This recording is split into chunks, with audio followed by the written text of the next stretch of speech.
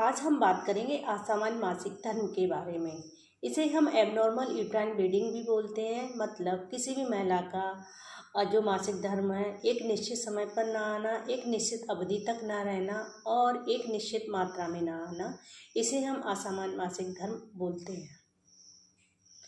असामान्य मासिक धर्म में मतलब किसी भी महिला का अगर पीरियड आ रहा है एक निश्चित समय से, मतलब अगर 28 दिन की साइकिल है, 28 दिन पे अगर पीरियड आ रहा है लेकिन मात्रा में बहुत कम आ रहा है, 2 दिन से कम रह रहा है और 5 ml से कम आ रहा है, तो ये असामान्य हो गया। अगर किसी महिला का निश्चित पीरियड पे मासिक धर्म आ रहा है लेकिन मात्रा में 80 ml और 7 दिन से ज़्यादा रह रहा है, तो वो भी असामान्य मासिक धर्म हो गया।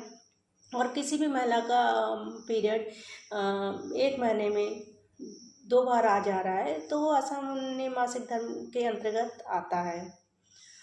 और एक जो पीरियड की सामान्य अवधि की बात करें तो किसी भी महिला का पीरियड जो होता है, अगर 21 दिन से 35 दिन के बीच में कभी भी आ जा रहा है तो वो सामान्य होता है, लेकिन उसकी जो मात्रा होती है वो सामान्य होनी चाहिए, मतलब कम या ज़्यादा नहीं होनी चाहिए, तो वो सामान्य रहेगा। अगर कम या ज़्यादा हो रही है तो वो असामान्य के अंतर्गत आ जा रहा है।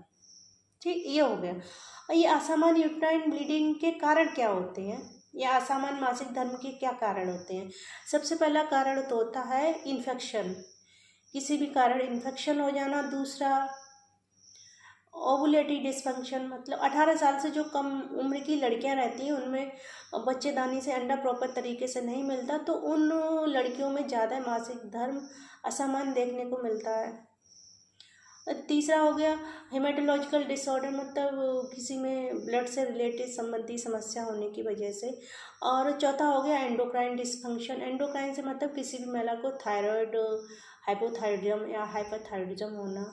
और पांचवा हो गया आपका कोई मैलिग्नेंसी स्थिति, मतलब कार्सिनोमा वाली स्थिति, उसमें एबनॉर्मल यूट्राइन ब्लीडिंग देखने को मिली, जिसमें कि हो सकता है एंडोमेट्रियम हाइपरप्लेजिया, एंडोमेट्रियम की थिकनेस बढ़ गई हो इसकी वजह से, या कोई pregnancy complication, after pregnancy complication. ठीक, ये असामान्य यूट्राइन ब्लीडिंग के सामान्य कारण होते हैं। एक असामान्य यूट्राइन ब्लीडिंग का एक क्लासिफिकेशन किया गया है, जिसमें कि पामेन कॉइन होता है, जिसमें स्ट्रक्चरल और नॉन स्ट्रक्चरल कॉज होते हैं। जैसे कि कोई एबनॉर्मल ग्रोथ हो जा रही है बच्चेदानी में, जैसे पॉलिप हो गया और मैलिग्नेंसी हो गई, कोई मैलिग्नेंसी का ट्यूमर हो गया या फाइब्रॉइड हो गया, इनकी वजह से जो ब्लीडिंग होती है, या कोई कोगुलोपैथी हो